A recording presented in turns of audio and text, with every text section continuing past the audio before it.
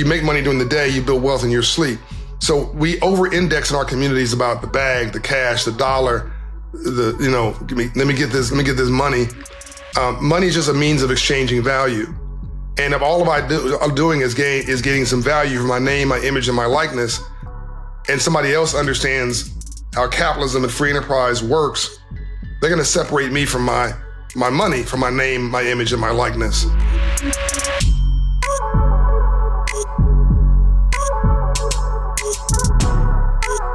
No Free Lunch is presented by Piro Price. The information provided on this podcast is for informational purposes only and should not be considered financial or legal advice. Always consult with a qualified financial and or legal professionals before making any legal or financial decisions or investments. Welcome to No Free Lunch, where we will learn how the most successful people in sports and business are building generational wealth. I am your host, Ndamukong Suh. America has built a whole system to take promising prospects from Pop Warner to the NFL and from AAU to the NBA. But are we failing the next phenom in tech, AI, or trades? Our guest today, John Hope Bryant, wrote an article in the Time magazine about building farm systems for American jobs before it's too late. So I wanted to bring him on to talk about this topic and so much more right here on No Free Lunch. Excited to have this guest here. He is a visionary entrepreneur, thought leader, and what I am most intrigued about, a global authority on financial literacy. Founder of the Operation Hope and host of Money and Wealth podcast. Please welcome to the show, John Hope Bryant. Hey, honored to be with you, Sue. No, it's awesome. Thank you for joining. We were talking about our African roots a little earlier, so I'm curious to once you're able to pull that up. What part of Cameroon, Africa you were from. My dad was born and raised in Bamenda, Cameroon, and I just recently came back from there this past December, laying him to rest. But a beautiful country, as we were talking about earlier. So I'm excited to see that we are related in some form or fashion at the end of the day via our Cameroonian roots. I mean, the reality is that your roots are richer and deeper and more and more authentic because you can trace your family directly from there. Well, with my dad being an engineer and something that I was able to read with you doing an article with the Time magazine about a farming system for American jobs, what first comes to mind there for me at least is the apprenticeship world and really more so the ability of trade schools. So I'd love to hear your thoughts in and around the farming system for American jobs and really more so it seems that if I'm looking at it, there are a ton of opportunities for athletes to be successful and there's anything and everything given to them. What is provided for our youth when it comes to trades and technology and engineering? As I was graduated as an engineer from University of Nebraska, what is there for our youth in this day and age? Yeah. So first of all, I want the audience to know what you just walked right past very eloquently, which is that you're not just a legendary athlete, but you are an accomplished businessman with advanced degrees that cover, as I understand it, construction management and real estate, et cetera. Yes, sir. And so you are a thinker who's dangerous from the neck up and not just the shoulders down. Yeah, no question. So I want that to be known to your audience because you're probably not good at bragging on yourself because you have a humble spirit, which is a compliment. Look, there's no accident that professional athletes, which are often viewed as gladiators at the top of their game, rightly so. There's no accident or coincidence that you're going to have the biggest economic successes and economic disasters amongst professional athletes because they're curated. And this goes back to a piece I wrote in Time magazine on a farm club system that doesn't exist in America other than in sports and maybe the military and faith in politics, but a structured system, really, professional sports and the military. where we find people at young age and we nurture them all the way up to the pros. And if folks when they have their hands held like this and everything's done for them, then you can come to the conclusion that, that's going to be your life for the rest of your life. And you may get lazy or unthoughtful about the fact that you're playing on the field, but you don't own the field. And you're running the ball, but you don't own a ball manufacturing plant. And you forget that and think that that will last forever, thus confusing riches, a contract, a pay, a cash flow, with wealth, which you build in your sleep. Two completely different things. And so you have this situation, which actually goes back 6,000 years, maybe we'll cover that, where people of color became really experts at a certain thing, and another group became an expert at a different sort of a thing. And so we tend to run that ball, we tend to define the culture, but we don't own the culture or own the ball manufacturer. And so even the farm club system for professional sports, which is excellent, has only produced effectively actors on the field. I don't mean that in any kind of pejorative way. I'm just simply saying this is a monitor. I mean, I'm just simply saying what it is. But we were not trained, you were not trained in that arena to also live beyond the ball, live beyond the play, live beyond the game in a way that makes you immensely successful. So you have 60, 70%, actually 70% plus, let me be blunt, of NFL players and other athletes, NBA included, that are effectively bankrupt 5 years after retirement because they didn't do what you did, which is to get a trade. Because you're gonna,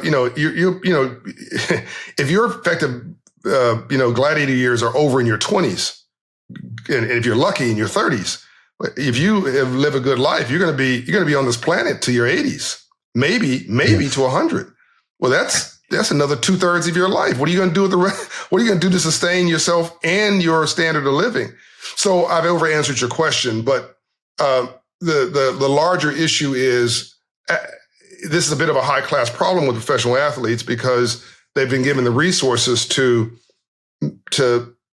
solve their problem before the cash runs out. And you've obviously learned that lesson. And I'm lucky enough to know a number of other athletes who've done it right. My brother, Reggie Jackson, has absolutely defined the game post play. Hank Aaron, who lived around the corner from us, grew up in an era where he really wasn't compensated highly as a professional athlete, but really made incredible wealth, 90% of his wealth post play, and created jobs for others. John, with sports and especially NIL coming out over the last 2-3 years or so, there's all of this legislation that's been created for athletes to make money. How do our economies and our worlds collide on the opposite side of the business entrepreneurial side of things to become and create legislation for an engineer, an architect, somebody in a field of that nature to have an opportunity to take their money to a different level? So I want to answer this in two ways. An excellent question. Name, image, and likeness is important to control because it's yours. But if all you have is the ability to control the money coming from the name, image, and likeness, then you're still going to go broke. We over-index in our communities about the bag, the cash, the dollar, let me get this money. Money is just a means of exchanging value. And if all I'm doing is getting some value from my name, my image, and my likeness, and somebody else understands how capitalism and free enterprise works, they're going to separate me from my money, from my name, my image, and my likeness. No different than they're going to do it in the pros, just with more money. So we need financial literacy to go with the name, image, and likeness asset. What are some of the things that you would suggest to do to shift that mind in saying it is cool and sexy to be in the trades industry? It's cool and sexy to be in technology, and with AI potentially being a big piece of that, what does that look like in your mind to be able to say, these are some of the things that we should be shifting our education system to? Because I'm a big believer in trades and being a part of apprenticeships. Like I have an excavator. I go out there and work hand in hand. I'm having my 4-year-old boys come with me. So getting back to the question, how do we change that mindset for the future and for our youth? Well, societies respond. I mean, look, you're responding because you're smart, you're intelligent, you're thoughtful, and you have a vision for your future. So you and your boys are not being forced to transform your habits or to create habits. Well, that's a beautiful thing. It's called intelligence. It's called maturity. It's called wisdom. And somebody raised you really well. So kudos on you. Most folks respond to incentives and penalties. Companies need incentives given for, I think there should be tax breaks for internships, tax breaks for apprenticeships, tax breaks to fund small business owners in underserved communities. So one, you need an incentive structure on the top. Two, it may require some of us going broke. We've been, flossing. We've been messing around. Oh, everything's going to be okay. No, it's not, actually. If you have a high school education and no hustle and you're lazy, you're going to be tore from the floor up within 5 years. The artificial intelligence alone, forget education system, the fact there's no farm club system, that's another problem. But AI alone is going to clean everybody's clock. Not everybody, but it's going to clean the clock of the bottom 40% who have nothing but a high school education. And even if you're white with a trade, by the way, if you're a plumber, if you're an electrician, your job is secure. And you can make 5 to 6 figures. You can't AI plumbing, you can't AI electrical engineering. A lot of stuff that you and I are passionate about is safe. But if you're an accountant, if you're a lawyer, so the white accountant, the white lawyer has the same problem as the black checkout counter at CVS. Their jobs are going to be gone because artificial intelligence can automate that with no drama attached to it and reduce the cost. So the first job of AI is to reduce costs for corporate leaders and business leaders, and then they're trying to figure out how to make money later, but they're going to reduce costs, and the result of that's going to be a lot of people who thought they were safe are going to go from a living wage to no wage at all, like that. So if I'm hearing you correctly, the construction industry and the trades industry is something that our youth and young adults should be focusing on.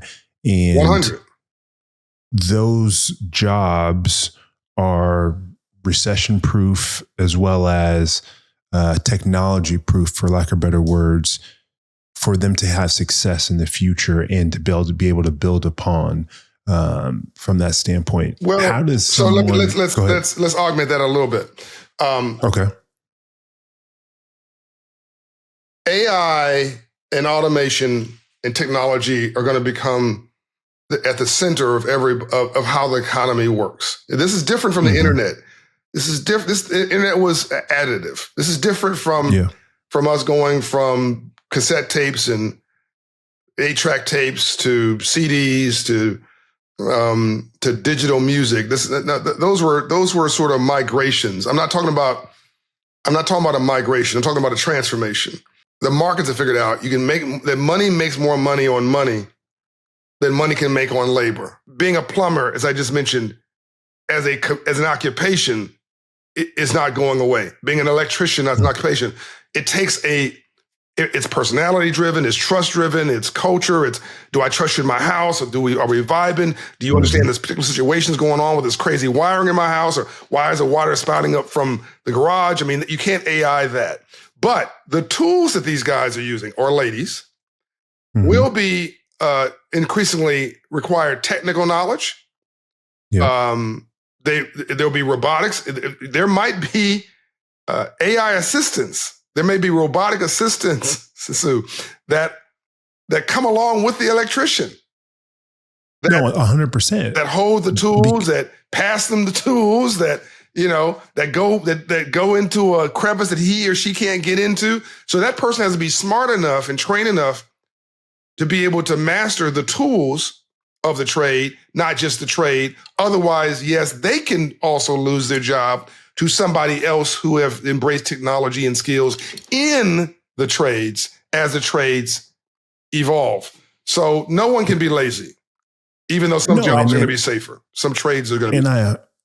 And I 100% agree with you on that. And I think just packaging that up is being able to be in those trade spaces, being able to understand that they're going nowhere, but then how do you take it or you're more efficient through that? So being able to, back in the day, you're only doing 1 or 2 jobs in a day. You're now being able to, because of technology, because of AI, you're able to speed up and do double, triple the work in a short period, in the same amount of time, which then allows you to have a larger income stream. But then how do you take that income stream? Because one thing I want to talk to you about, which I mentioned earlier on in the podcast, is what I'm very, very much so is you being a global authority in financial literacy. So let's talk about that making money while you're sleeping, which and then creates wealth. Do you become now that tradesperson that becomes now owning the business, and now you have multiple people working underneath you, and you're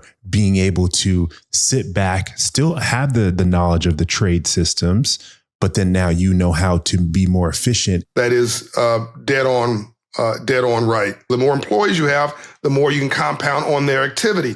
What's better than having a business that's already successful versus one you're trying to start up from nothing, take that business over, buy it, and you're buying into an existing cash flow. You're buying into an existing customer base. You're buying into an existing reputation. And you're buying into, nothing's guaranteed, but unless you screw it up, you're really buying into an existing success and continuing success. So you can become a plumber, or you can also buy a plumbing company. You can become an electrician, or you can also just go buy an electrical company. So somebody listening to this go, well, John's talking about that. John and Sue, they got money, they got wealth. It's easy for them to say this. No, nope. That's a cop out. My brother Dikembe would do with the finger. God rest his soul. Yeah. So Sue, people can listen to this podcast. They're listening to you, listening to me. They're driving somewhere. Mm-hmm. Look to the left, look to the right. As you're driving, there are retail stores and there are office buildings. In those office buildings are architecture firms, electrical firms, plumbing companies, dental offices, on the street as well. Find one that looks reputable and successful. Go into an office building and look at the masthead, look at the directory. Go into one, or next time you're in your dentist's office, or when you go to the hardware store, or go to next time you want to go to the plumber, don't call on the phone, go to the plumbing office. Look for the person who looks like the owner to you. They're pretty obvious, by the way. The owner will be obvious. If that person looks over 60, go become their friends. Right? Exactly. Get to know them. Ask them for some advice. Say, can you take them to coffee? And get to know them. And at some point say, you ever thought about selling your business? Mm-hmm. And if they're over 65, creating that succession plan. They have no succession plan. See, that's why I told you you're dangerous, brother, because you've already gone to where the puck is going.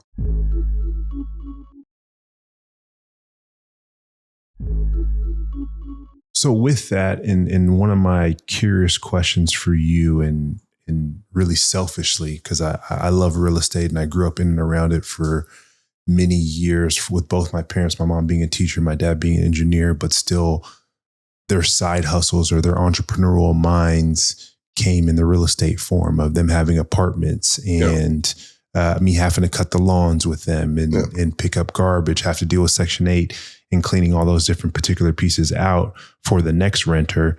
How did you get started in real estate, and why did you choose residential rentals versus commercial? I never wanted to be taken advantage of financially, at least not for very long. And I was always nosy about how things worked. Money, business, finance. And I wanted to figure it out. My mom and dad divorced over money. My dad was a great hustler, he wasn't a great businessman, but he was a great business hustler. He was not lazy, but he was not wise in the sense that he didn't understand that when you bid a job for $1,000, if it cost $1,200, he was in the trades. He was a cement contractor.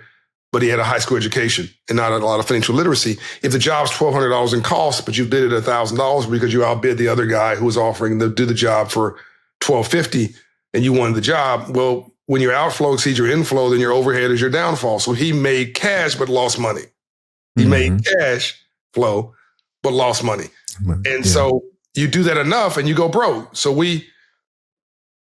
Mom and Dad had a gas station that they owned in LA at Western and Vernon, the Crossroads. We owned still there. We owned an 8-unit apartment building. We owned a nursery business. We owned a cement contracting business. We owned our own home. Ballers. And we already said my mother was good at investment. My dad was good at hustle. It should have been a perfect plan. But my dad, Ambassador Young would say that men and women fail for 3 reasons: arrogance, pride, and greed. So my dad was not greedy, but he was slightly arrogant and full of pride. And he didn't want to ask my mother to ask for advice on what to do with the cash that he just made or how to help him with the bid on the job that he was about to make. So he did it on his own. And there's an old Southern saying, Sue, no matter how much I love you, my son or my daughter, if I don't have wisdom, all I can give you is my own ignorance. So out of love, we pass down bad habits from generation to generation, out of love. So my dad lost it all. And my mother, seeing the writing on the wall and he wouldn't listen, people can, but if they want to know the real backstory, and read my book, Financial Literacy for All, or Up From Nothing, where I go into detail on it. But my mom left. She bounced because he had done something with regard to my brother's future that she didn't want to see repeated with my sister and me. So she left, lived with a girlfriend of hers, to save money to buy her first home. She left with nothing. She could have taken my dad in California, community property estate, Sue, could have taken him for absolute, cleaned his clock, left with nothing. My dad ended up losing it all. I have never really told this story in detail, but my dad had all these assets, but no knowledge. And he literally, Sue, lost everything in a few years. The apartment building, the home, the gas station, all because he wouldn't listen to my mother or listen to common sense. My mother had nothing and ultimately ended up buying 7 homes, having $1 million net worth on an hourly wage at McDonnell Douglas Aircraft. I'm going to repeat that. My mother worked an hourly job at McDonnell Douglas Aircraft, making $18, $15 an hour. And she ended up being a millionaire off of real estate and good credit and good habits. My dad, who was a great hustler, who had all these assets, ultimately thought really the only asset he had was on his, which was a clothes he had on his back. He lost it all. So when I saw that when I had a chance to do something myself, I was renting an apartment in Van Nuys, running a business, realizing that I didn't own the apartment and I needed to get out of that as soon as possible. So I bought a townhouse. The townhouse was at 7122 La Tijera Boulevard in Los Angeles at La Tijera and Airport. It's interesting, Sue, when you own something, you remember the address. No question. Yeah, because it's ingrained in you.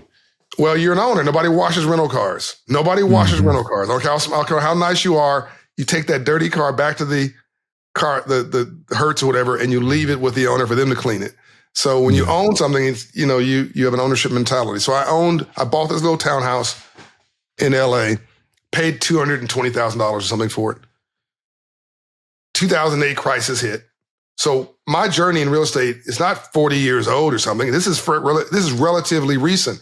I bought my first property in my own name, 2000-ish, 2008. I think I bought.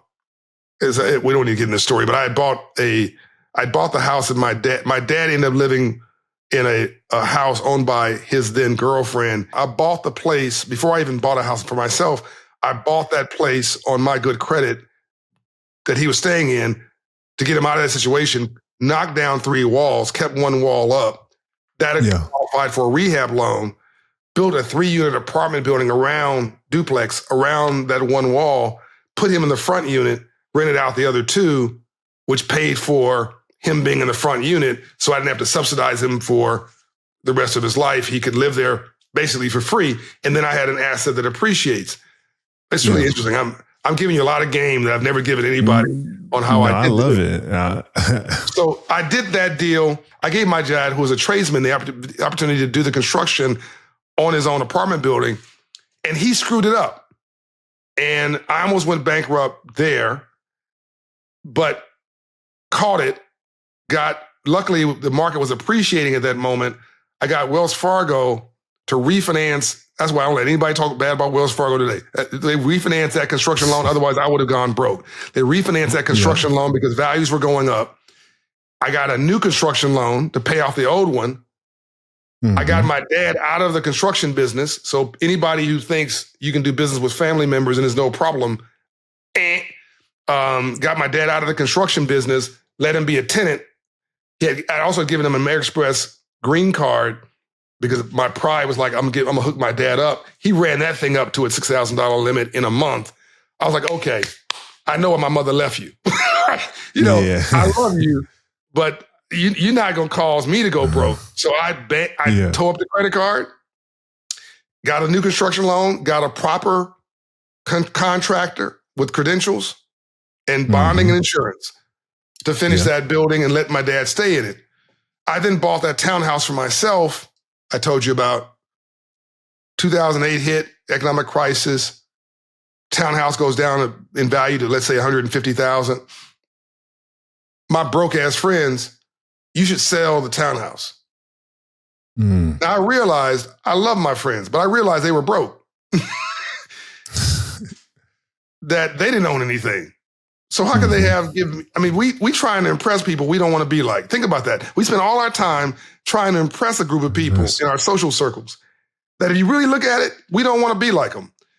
Yeah. And so luckily I looked at it in real time and listened. I'm like, okay, this person is broke, toe up, asking me for a loan, telling me I should sell this townhouse because the value is down. Nah, I'm good. I got to live somewhere. So I stayed there, ignored the value. I paid myself rent, basically. I then moved to Atlanta in 2009. My wife and I wanted to buy some property. And now it's 2016, 2017. And I needed $750,000 to buy this piece of property. But I didn't have $750,000. So I started looking around that's why I think having a balance sheet and an income statement and having a net worth statement is really important because you will forget what you own. I'm sure being in the NFL, you would buy a car or you'd buy some jewelry or you have a place, you have two different places. You're running so fast, you forgot you bought something, you forgot you even owned something. So when this balance sheet, okay, I own this condo, this townhouse. Ring, ring, ring, broker in LA. Yo, man, black broker, Mr. Lowe, very good guy. What can you sell this thing for? Oh, probably $750. What did you say? What did you say? He said about $750. Pesos? No, $750,000 US. Well, I was stuttering now. When? Yep. He said, oh man, I could probably sell this in a month. Excuse me? And so I said, sure, sell it. He had that thing sold in a week. I owed very little money on it, $100,000 or whatever it was. Most of it was cash to me because of a 1031 tax-free exchange. It was tax-free. I was just about to say, there you go. Just about to say, I know 1031 exchange, yep. So it's tax-free for a year, make another investment. I bought the place. That's now worth millions of dollars, by the way. That place I bought for $750 is now worth millions of dollars. And that's the magic of real estate. Now, they got, you were talking about the Promise Homes Company, but I want to get people listening to your podcast something that they can relate to, which is 100%. I went from an apartment to a townhouse to a multi-million-dollar situation because of how real estate compounds over time. It's super important. I love the way you broke it down.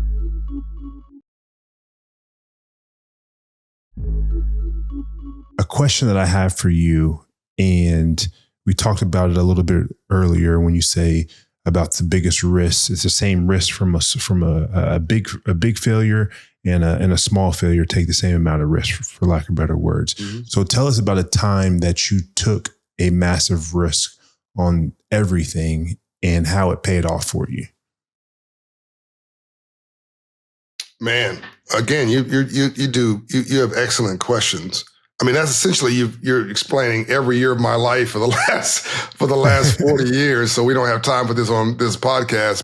Essentially, I've been banking on my ideas and my hustle to create an outsized return since I was a very young man. I've only worked for somebody, I think, 3 times in my life. I worked for a liquor store when I was 10. I worked for a convenience store when I was in my teens, and I worked for a private banker. When I worked for this third employer, he was a hard money lender. I didn't know what a hard money lender was at the time. And he was lending in black and brown communities. And some people would call that racist. I just call him a capitalist. And I knew the guy. He was not a bad guy. He just wanted a high return for his investors. And he could do that by making hard money loans in South Central LA. And he wanted me to work for him because he didn't have any black employees facing the community. And I could do that for him. I had charisma and all that stuff. I didn't realize I was being played. But then I realized what I was doing, loaning money to people who couldn't afford to pay it back. So at that time, I had a short history in Hollywood as an actor. And I realized these actors had bought assets, but then didn't have any income once they bought the asset because movies would come, movies would go, shows would come, shows would go. But these folks had assets, could pay them back. People in South Central LA had assets, couldn't pay it back. So I went to the owner of the company and said, tell you what, I'm going to work for you for free, but I want to be a partner in a new division of your company. And I want half the profits if I make any money. And he looked at me and he's like, this is the greatest deal on place. It's like sharecropping, I'm sure he said. Sure. Yeah. It's like commercial slavery. So the first year I was going to loan money to these rich friends in Hollywood who had these assets but no income, and stop loaning to people in South Central. So I failed the California real estate test twice. If you fail it 3 or 4 times, they won't let you take it anymore. They just figure you're too stupid. Because it's just a very basic test. But I failed it first year, did 0 in revenue the first year, and they laughed at me. I passed the test the second year, did 9 million. Third year did 15 million. Fourth year did 24 million. And I bought the company from the guy laughing at me in the 4th year. He went into bankruptcy. And I ended up buying his company because I was the only one at that point making any money. But the thing is, you risked everything, though. In that example, you risked your salary. I always risk everything. You risked a car. You did all these different particular pieces for the bigger upside that ended up paying off for you. So I would be remiss to not say that was a big risk that most people would not take, especially in this day and age. They want their salary. They want to have all of the cake and be able to eat at the same time. Man, again, you're so dang on wicked smart, man. So, yes, a job, a career, a salary is in the mid-range of the capitalist model. If you want freedom, but no healthcare, no obligations, no big pay, be a gig worker. You can come as you go as you please. I had a gig worker at my house today moving some art. Here's $150. Thank you very much. Please don't drop the art because you're not insured, right? The art's insured, you're not. But that's a gig worker. They come, you pay them, they go. And that person has no obligation to me after they left. Then you've got an hourly worker. Then you've got somebody on salary. And then you got somebody who's salary and a bonus. These are people who work longer, harder. You can call them on weekends, whatever, but they're not taking business risk. And then you've got somebody like me who's crazy. Well, then you got a business owner who is using a set business plan. Like a NFL team owner is a business owner, but not an entrepreneur, because the business model for NFL team ownership is already baked. You know what the publishing rights, you know what the licensing rights are from the networks. You know what the fees are from the NFL for franchise fees. You know all that stuff already. You know what per game revenue is going to be. So you're a business owner. You're not an entrepreneur. An entrepreneur is crazy. That's me. I'm at the top of the food chain doing stuff with no business plan. Like you're jumping out the plane. You're building the parachute way down. On the way down. And Yeah. So yeah, I've always bet everything. Most people that's too much risk tolerance. They don't have that risk tolerance, and I understand. That's why I can win big and lose big. I don't recommend that for most people. But if you want to, but you can, like my mother, work that hourly job, invest in yourself, which means take that money, put it in a 401k, have your employer match it, get your earned income tax credit benefits from the federal government because you want every dime somebody owes you. Get your credit score up so you get the best credit, the best pricing on the planet. Buy a home so you're building wealth in your sleep. No, I love it and I appreciate it. And this is, to say the least, been a breath of fresh air to be able to speak with you and touch on so many important topics, whether it's financial literacy from the aspect of real estate, and more importantly, just trade schools and creating ultimately a structure for our youth and young adults to find a way to be successful and find ways to grow as individuals, whether they want to work for the rest of their lives or they want to become business owners and own their own time at the end of the day. So, John, I appreciate your time here on No Free Lunch, and I'm going to definitely take you up for us to find a time to meet in Atlanta, and let alone let's get back to our home country in Cameroon. 100%. By the way, everybody listen to this. There are no free lunches. You're going to have to put in the work. And when you do that, I mean, really, people don't want something for free. You think you want it for free. You really want the dignity of knowing you did it for yourself. You want the pride and the self-esteem and the self-respect. I'm talking about the healthy pride of knowing that you did for yourself. And that's what Sue's trying to do here with you, is to help you help yourself. Be a dreamer with a shovel in your hands. That's a Dorothy Height quote. No, that's amazing. Thank you again, John. We'll catch up here soon, and thank you again. Peace and light. T. Rowe Price proudly sponsors No Free Lunch. The views expressed in this podcast are those of the podcast participants and do not necessarily reflect those of T. Rowe Price. Their sponsorship supports the platform and does not imply endorsement of specific content or perspectives. Amazing conversation with John Hope Bryant. I mean, a man with a wealth of knowledge, but I think some of the biggest takeaways for me is build your credit, have that unfair advantage. Having an elite credit allows you to buy businesses, allows you to finance vehicles, homes, whatever it may be. Us as young adults and parents, especially me being a father, expose my kids to the different trades in the world. And I think allowing them to understand that you want to be able to be technically sound, but you also want to be able to understand how you can use those technical tools and trades to advance yourself to be able to make money when you're asleep. And so that's where you're going to have financial freedom and success to be able to do whatever you want to do in life and have that exciting times to spend time with your family, which is most important. Thank you for watching the show. It was a great episode. Tell me what you want to see next. Like, comment, subscribe to No Free Lunch, and watch your podcast, whether it's on Apple, Spotify, or wherever you get your podcasts.